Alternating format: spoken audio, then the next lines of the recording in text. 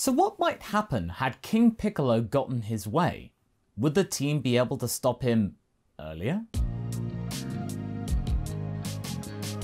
Hey folks, Masako X here. This story is mostly set in the realms of the first Dragon Ball series, a place where a lot of things were much less frenetic, more grounded in reality. Despite the fact there was a dog as king and beastmen were a very common thing. Oh, and dinosaurs roamed the plains.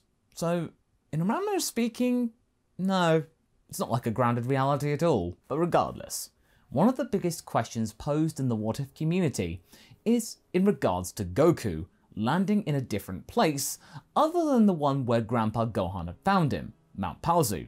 It's a good question actually, very much worth discussing, and one filled with tons of variables.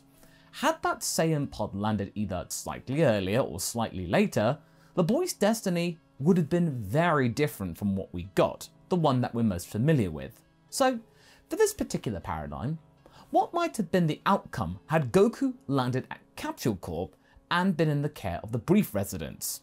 Well, for starters, Goku would have been named Boxer, to keep up with the Brief family legacy of monikers. Bulma would have been his older sister, and he himself would have been much more, an engineer/mechanic in his early formative years, good with a spanner, liking how a car works, and being a very good hand at lugging equipment around the hangars of Capsule Corp. However, there was still a matter of that innate itch to train, that Saiyan way. Fighting was still present in him, and especially since he never had that bump on the head, he was still sort of in touch with his Saiyan reality and instincts, and the scientist father of his never hid that fact away from him, that he came from another planet. But he did hide that fact from the media and the wider public for fear of derision, backlashes, and kidnap. Master Roshi still figured in his life, and in fact, his core team was all the more numerous thanks to this new trope, and some people who didn't actually play much of a role in that team figured much more so than the original, including the now much younger Champ from our dreams, as well as his future wife, because here on this channel, we firmly believe in the art of world building from future utterings of Toriyama. Let's bring them back in. In the last part, we had the adventures from the 22nd World Martial Arts Tournament to figure, to which Boxer was finally able to do better against the likes of Launch, whom hadn't been slacking herself, she being able to do much more and being much more tenacious even in her blue form. She did not disgrace herself one bit, for Boxer though had gotten much stronger in the tutelage of higher beings. We even got the Ten Shinhan match from the original story, but unlike that original fight, Boxer, or the Goku facsimile, got the win, despite Chaozu making his life hard. But sadly, they still had to come to terms with the loss of their friend in the same manner from the iconic saga. That hadn't changed. Krillin had been downed after having been missing for quite a while. What was witnessed by the team was pretty harrowing for the boy to handle. That victory from earlier? Right now it didn't matter. What did matter was revenge. Both fighters were left stunned into submission. Krillin laid there, motionless, no sign of getting up whatsoever. He didn't look beaten up or anything. In fact, he looked not in the least bit scuffed up.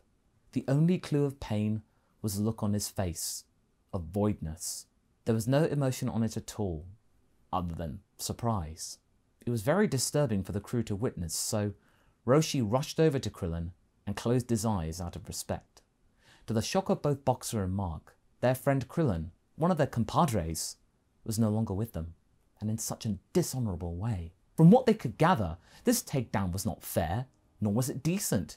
It wasn't even a good fight. Somebody had taken Krillin down without him knowing.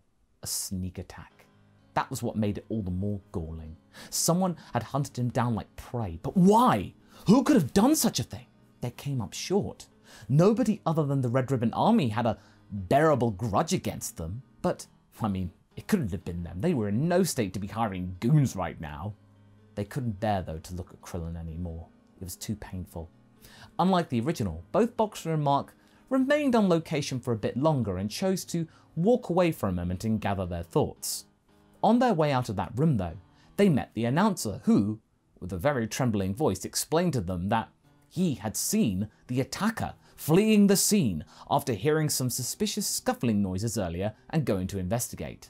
From what he could muster and utter, the announcer described it as some sort of gruesome flying monster, a blue monster with pointy bits and a sinister expression. It was in a hurry too to get out of there, but it looked pleased with itself. Both of them were astonished. A monster? Monster? Never mind. We need to go after this thing and avenge Krillin. He can't get away with this. Mark seemed motivated, though obviously a little bit scared of said monstrosity. You don't want to be going up against a monster you don't know anything about. And Boxer was also in the mood to help his friend. But before they took off to do so, the announcer also mentioned that this thing had also taken a list of all the fighters that had taken part in the tournament, as well as something like a 4-star Dragon Ball that was in Boxer's backpack. "I fear for their safety," said the announcer. "Krillin was a very powerful fighter. Those poor folk don't stand a chance if the same thing befalls them." Boxer, though, was much more focused on the fact that the Dragon Ball was gone. "Was he after us? The Dragon Balls? Or both?" Boxer seems to be very distressed at this conundrum. "This isn't good. If Shenlong is summoned, more people will die. We can't let that happen." Soon after this, having been informed themselves, the rest of the party joined them and are absolutely shell-shocked to hear what had happened to their friend. Boxer and Mark take initiative. They take the Dragon Radar from Bulma without much of a request, it was a demand, and despite Roshi's warnings that what they are doing is foolhardy and utterly dangerous, not knowing what they're actually going up against, they leave. And after the two of them had left, Oolong finds a note with a mysterious symbol, which causes Roshi to tremble. This happening in the original as well. This, on this piece of paper, was the symbol of King Piccolo. Roshi then offers the exposition to the rest of the team, where he also tells the story of Master Mutaito and his magical, mysterious Mafabajar technique. According to legend, this was the only way to stop King Piccolo the first time around, but it cost his master his very life. And this was not something that they really should be doing lightly. "I sincerely hope we can get rid of him in a less drastic manner, but we should be prepared for any eventuality. Tenshinhan, I hope that you may assist us in this matter." Tenshinhan nodded, he and Chaozu ready to help their newfound friends. "Good. You're a good egg, young lad. Boxer could do with another friend like you." The rest of the gang also look appreciative that the duo had joined their cause. Unbeknownst to our heroes, however, Pilaf had freed King Piccolo from his prison in the rice cooker in order to ask him for help in gathering the Dragon Balls. But Pilaf hadn't realized that this demon was somebody of a very unpersuasive ilk. He would not be talked to or ordered around by someone so small, meek and feeble and insignificant. Not long after freeing him, the minions of Pilaf looked like they had wished that they were not his underlings after all. Pilaf had clearly made the wrong move, and not long after that, even Pilaf had his own doubts. With this Piccolo around, Pilaf would not be getting any power. He had just made himself into a plaything of a bigger power instead. With his first edict, King Piccolo instructed his newly minted son Tambourine to take out the strongest fighters from the World Martial Arts Tournament, all in one go, to eliminate any possible threats to his future kingdom had he got successful. Which clearly means that Roshi's pupils are going to be in much more peril than the original due to the fact that in here, so many of them were active players in the tournament. They almost made up half the roster. Back with the matter at hand though. Boxer and Mark had managed to track down Tambourine and try to take him out together, but the monster was too much for them to win against because they were fatigued and they were hungry, so disadvantage there. He almost kills Mark outright. But the two of them get surprise help from Yajirobe, who is angry that the fight is startling his fish away and thusly not providing him with his very vital and important third lunch of the day. Because of this, Boxer is in a better state than he was in the original as Goku. And with it now being 3 versus 1, Tambourine best decides that it's best to fall back for the time being, trying his luck elsewhere. When the threat had gone, Yajirobe was about to leave himself, when Mark and Boxer explained to him that they are hunting this monster because he had killed their friend. The Ronin looks very unimpressed, but decides to hear them out. As much as Yajirobe didn't want to get involved, his remaining samurai pride, what was left of it, buried deep beneath his stomach, seems to understand the need of avenging a friend at least, so he lets their intrusion slide for now, so long as they could provide him a decent meal at the end of it. But before they could get their bearings fully, the three of them then get jumped by Symbol. But he proves to not be nearly as bad as Tambourine in the power department because he gets absolutely destroyed by Yajirobe alone, the other two not needing to do a thing. And they are truly shocked by how strong this Ronin is. Where was he earlier? Mark especially is left in awe when they also realize that he is in possession of a Dragon Ball. Wow, 2 birds with 1 stone.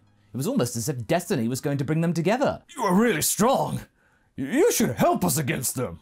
Yajirobe, though, looks sincerely disgusted at being demanded to do stuff.